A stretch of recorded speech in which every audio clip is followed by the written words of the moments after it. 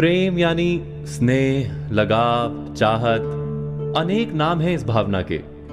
हम सब किसी ना किसी से प्रेम करते हैं। माता पिता से, प्रेयसी से या पत्नी से, संतानों से, परिवार या मित्रों से।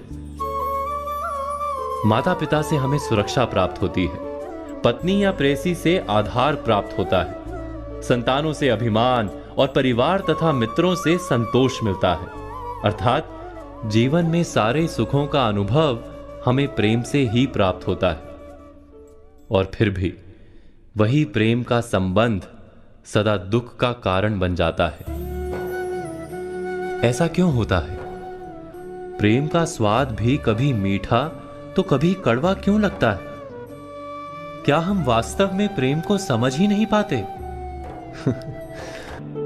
इसे समझने के लिए हमें स्मरण करना होगा प्रेम या चाहत के अनुभव का। क्या विचार चलते हैं हमारे मन में जब हम किसी से प्रेम करते हैं? जब गहरे प्रेम का अनुभव होता है तो हम सोचते हैं कि उस व्यक्ति को हम सारा सुख दे दें, सब कुछ दें जो हमारे पास है। बदले में हमें किसी वस्तु की इच्छा नहीं होती। क्या यह सत्य नहीं? जब हम किसी को चाहते हैं तब हम उससे कुछ नहीं चाहते। प्रेम वास्तव में उस संबंध को कहा जाता है जिस संबंध से हमें कोई आशा, कोई चाह, कोई मांग ना हो। जैसे ही कोई मांग मन में प्रवेश करती है, वैसे ही प्रेम हृदय से विलुप्त हो जाता है, चला जाता है। जैसे रोग के कारण जीभ मैली हो जाती है और मीठा फल कड़वा लगता है। आशा, इच्छा, चाह या मांग, इन सब के कारण मन को मैला कर देते हैं और मीठा प्रतीत होने वाला प्रेम भी कड़वा बन जाता है। अर्थात प्रेम उस संबंध का नाम है जिसमें कोई मांग नहीं। प्रेम की बात करते ही साथ विचार आता है घृणा का। घृणा का अनुभव किसने नहीं किया?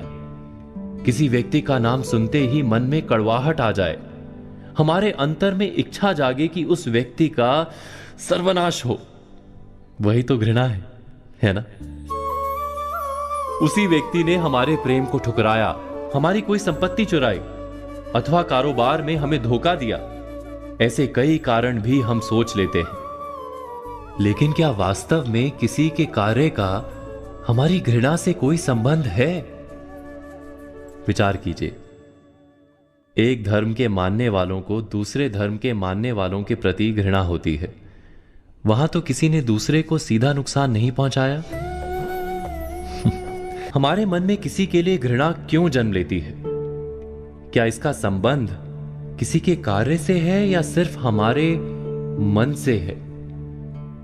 विश्व के सारे धर्म तो प्रेम और शांति का संदेश देते हैं, है ना? वास्तव में जब कोई प्रेम संबंध तोड़ता है तो हमें डर लगता है कि हम जी नहीं पाएंगे।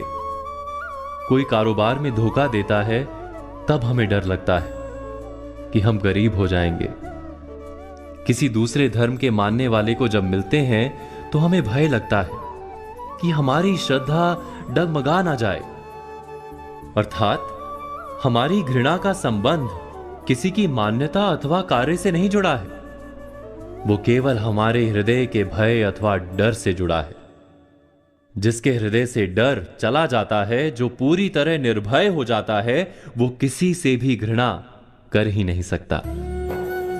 और डर के पार जाना अनिवार्य है, क्योंकि डर वो दीमक है जो मनुष्य की आत्मा को खा जाता है। इस सब पर आप चिंतन, मनन, विचार अवश्य कीजिएगा।